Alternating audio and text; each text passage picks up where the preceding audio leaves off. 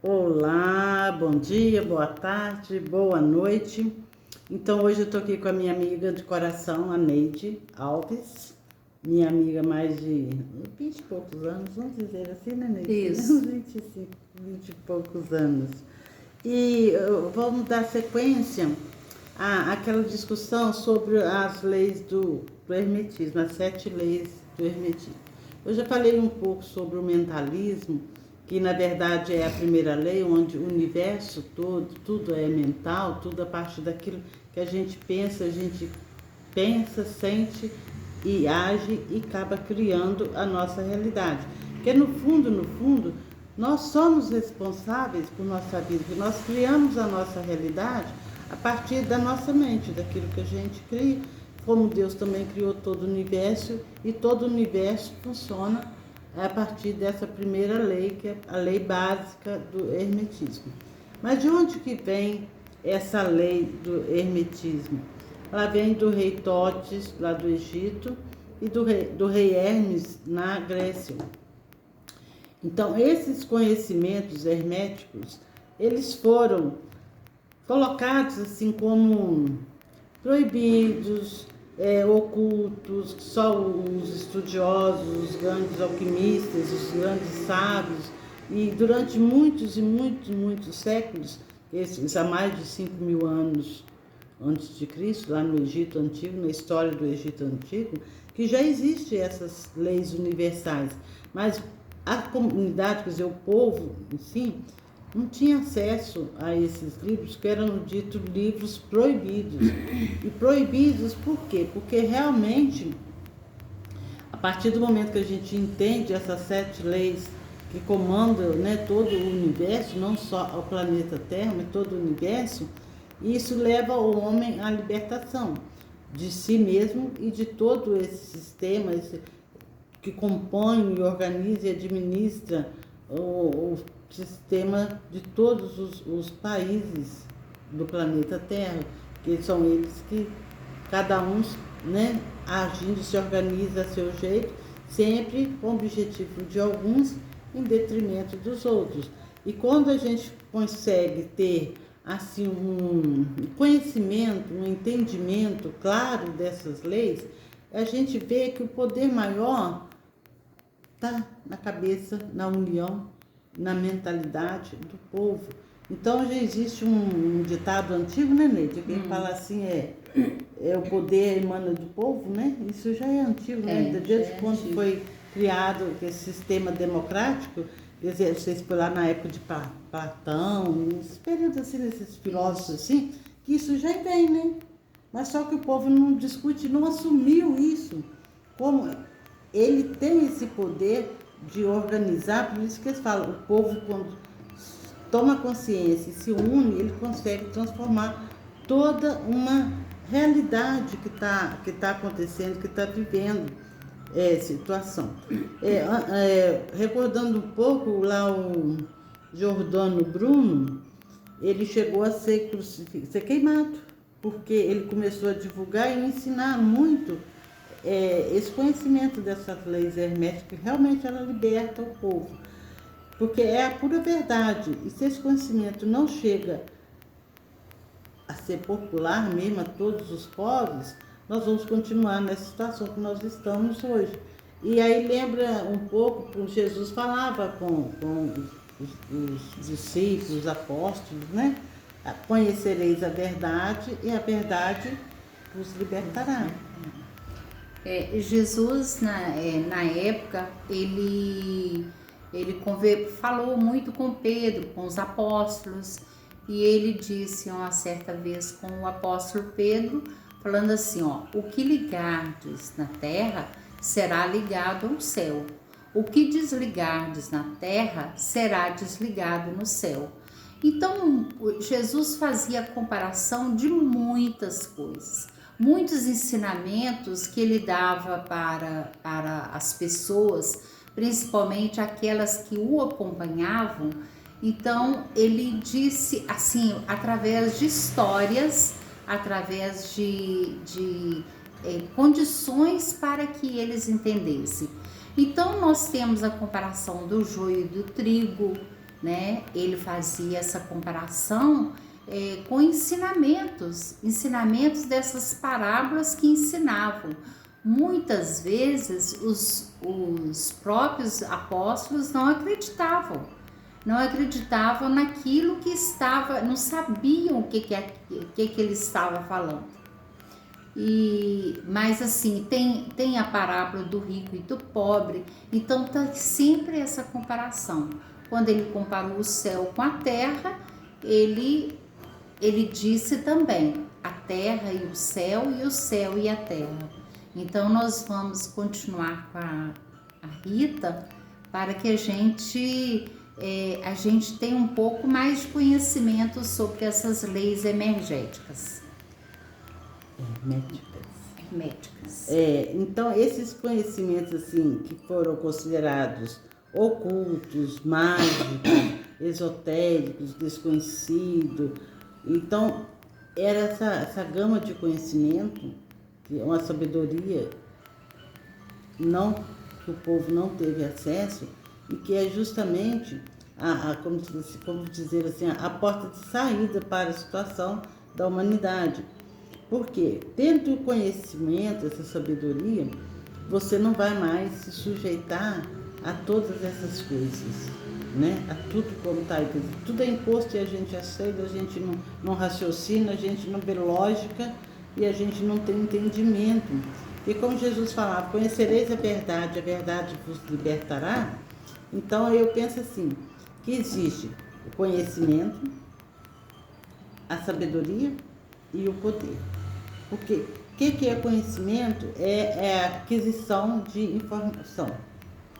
Sabedoria é o que você sabe, o seu conhecimento, a sua informação, você colocar ela em prática.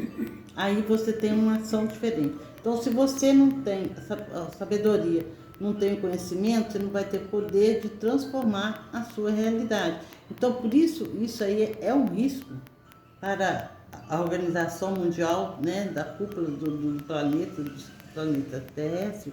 Esse conhecimento pode realmente transformar o povo, toda a sociedade, e é justamente desse conhecimento que a gente está precisando.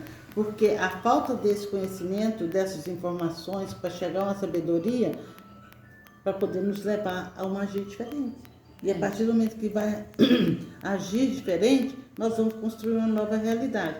Então, por isso se fala, a nossa mente, nosso pensamento, nosso conhecimento nos dá poder para transformar a realidade. Mas não é poder pelo poder, por fazer e desfazer, todo poder usado hoje em dia, né? É o poder de tomar melhores decisões e melhores atitudes para ter melhores resultados. O que a gente vê hoje? O poder não nos está levando a humanidade a melhores resultados. Cada vez é uma catástrofe, uma tragédia, um problema, uma dificuldade maior acima da outra. Então, hoje nós vamos falar um pouquinho, é simples, é tão pequena, é simples, mas dá para aprofundar muito. Mas vamos só assim para a gente entender no geral, para a gente já começar a pensar nisso. Nós vamos falar um pouco na lei da correspondência. O que é isso? Como a Neide já falou, o que está embaixo é igual ao que está em cima e o que está em cima é igual ao que está embaixo. E igual ela disse, Jesus falou, foi com Pedro, né? O que você desligares na terra será desligado no céu, será desligado lá em cima, será desligado aqui também. Então, quer dizer, a vida real aqui, né, a vida física no planeta Terra, é uma cópia mal feita lá de cima, como diz, do céu, do plano espiritual.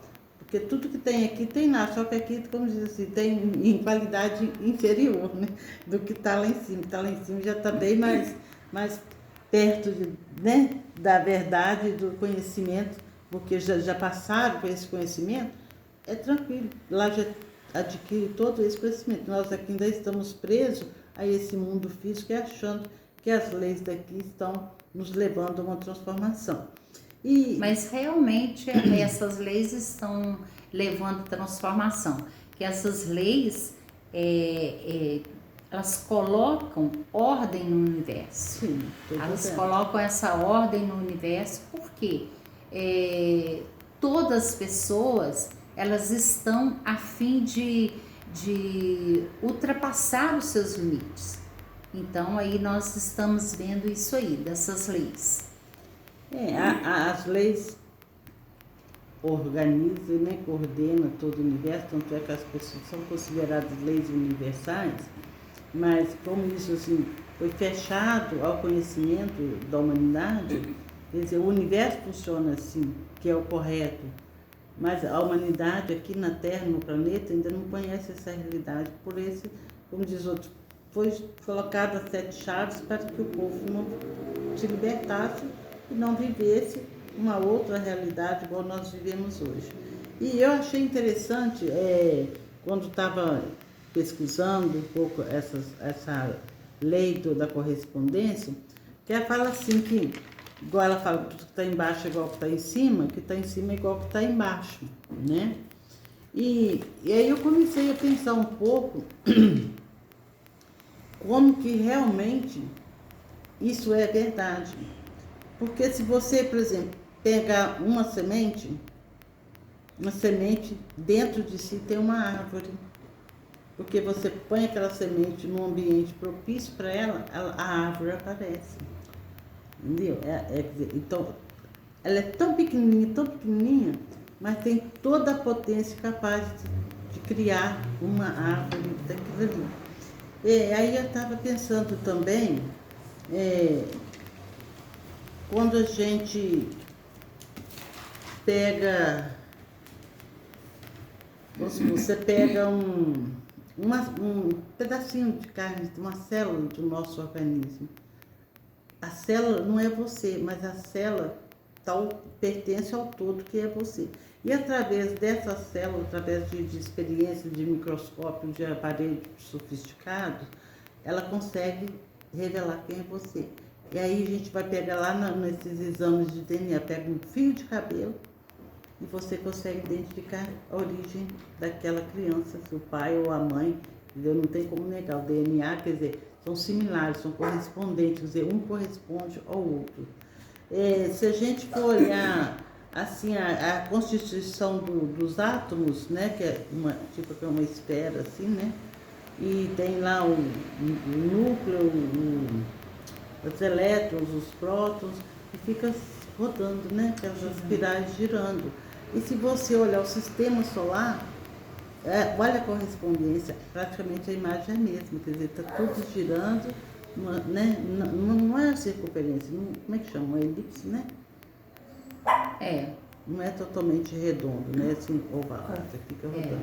Então, o sistema solar funciona dessa mesma maneira.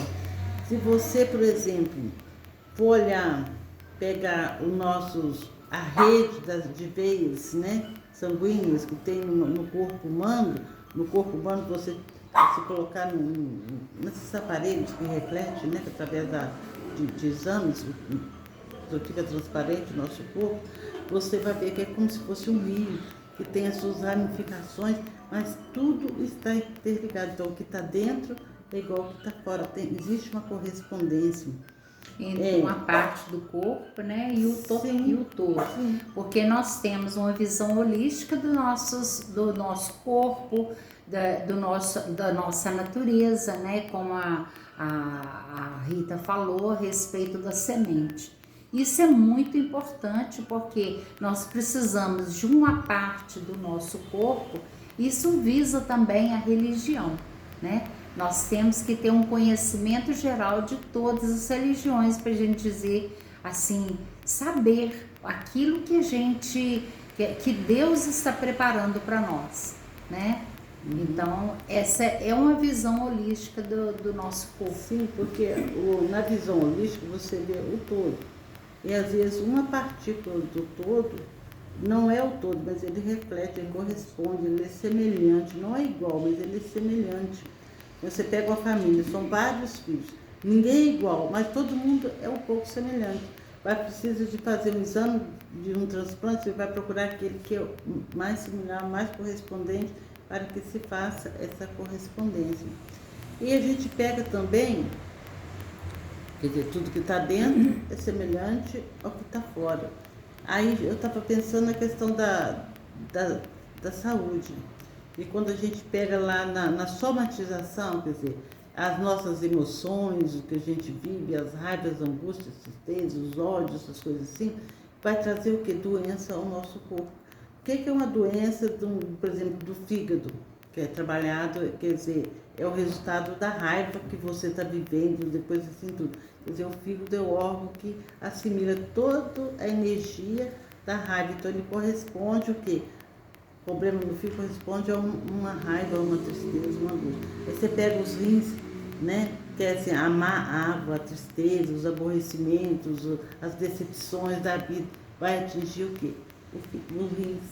E corresponde a essa parte emocional, né? De desequilíbrio, de tristeza, de choro, quer dizer, a água está má, quer dizer, alguma coisa está errada, fazendo um pouco essa correspondência. E tudo é assim. Na fitoenergética, quando a gente fazia os cursos, né, Neide? Né, a gente fazia bastante na comunidade, e uma das nossas professoras que dava o curso para a gente, uma maneira de identificar as plantas era olhar a correspondência, com qual órgão do corpo humano que aquela planta mais se assemelha, mais parece. Aí a gente começou a observar, por exemplo, plantas boas para o coração. Geralmente elas já têm aquele formato assim de coração. As frutas também. O feijão é muito bom para os rins. E o feijão é o quê? Exatamente, reflete a semelhança dos rins, do grãozinho de feijão, é semelhante ao formato dos nossos rins. Então, até os nossos órgãos corresponde. Por exemplo, a salsinha, que é toda ramificadinha assim, mas pequitinha, né? Não é aquela coisa exagerada, grandona e tudo, é bom para os rins. Então, tem toda uma correspondência. A cavalinha, que é aquela caninho fininho, né? Parece sequinho, parece um galinho fininho. É bom para quê? Para os ossos. E ela é sequinha, tem os nozinhos, assim, igual a nossa constituição óssea. Então, a gente fazia muito essa relação de como as coisas, umas correspondem à outra. Quer dizer, a terra corresponde, é semelhante ao céu, né? Como uma cópia mal feita, um rascunho, uma cópia mal feita do que está lá em cima, porque está lá em cima é bem mais evoluído, está bem mais além da caminhada do que nós estamos aqui, que nós ainda estamos a caminho, nós estamos caminhando. Mas isso é importante. Nem sempre é importante chegar, né, no final, mas o importante é a gente estar sempre a caminho do melhor e de ser o melhor e de poder fazer o melhor. Então, tudo corresponde, quer dizer, é como se fosse assim, uma coisa aqui, uma bolinha aqui, uma outra cá, elas se correspondem, elas são semelhantes, elas se atraem ou se repelem de acordo com as suas semelhanças e suas funções. Então, que a gente procure, na nossa caminhada, na nossa comunidade, na família, com os amigos, nos grupos que a gente participa, né, na religião que participa, seja qual for, que eu querendo ou não, como diz outro, a religião é aquilo que ainda está organizando alguns povos, né, da humanidade para direcionar o caminho. Se é o caminho certo, se é o melhor, ninguém vai saber qual que é o certo, qual que é o melhor. Cada caminho, cada um constrói o seu, né? E cada um vai fazendo os seus desvios e procurando para chegar o mais rápido possível. Não tem acreditado? Todos os caminhos levam a Roma, né? Então, quer dizer, nós temos o livre-arbítrio de escolher por onde a gente quer passar. Um quer passar pelo mar, um quer subir montanha, outro quer ir na parte plana, outro quer ir voando. Cada um vai da maneira e das condições que ele está e da situação que ele está no momento para chegar onde que ele quer chegar. Mas que a gente tenha sempre isso. A primeira lei da nossa mente, como que a nossa mente influencia nas coisas, como que a gente pode criar, como que nós trabalhando essa questão do mentalismo, do que a mente cria, mas não é só pensar, é pensar, sentir, agir e fazer, né? E como diz outro, desfrutar daquela nova realidade ou daquilo que você conseguiu criar diferente. Porque é muito fácil, quer dizer, se você, vamos imaginar, amanhece, bate o dedão do pé na quina da cama, você, quer dizer, você já já sai dali fervendo, né? Então, quer dizer, você já dá um pontapé no dia, assim, já dando tudo mal. Agora, se você levanta de manhã, de bem, vai cantar, vai fazer sua oração, vai fazer sua meditação, ou vai fazer lá o seu costume que você tem, e parece que você está mais leve para aquela caminhada, para a construção daquele dia. Então, a realidade é diferente, entendeu? Você criou um dia diferente, depende muito da maneira como que você está. Você vai criar a situação. Hoje o dia vai ser mais leve, vai ser mais pesado. Depende de você. Está na sua mente, né? No seu comportamento, na sua maneira de agir. Fazer um mundo diferente, o dia diferente, a semana diferente, o mês diferente, uma vida diferente. E ter foco naquilo que você quer. E sabendo que o que você faz aqui vai ter o seu semelhante aqui na frente, né? Uma coisa vai corresponder àquilo. Então nós temos que ter muito cuidado desde o mentalismo, pensando isso. O que nós estamos pensando?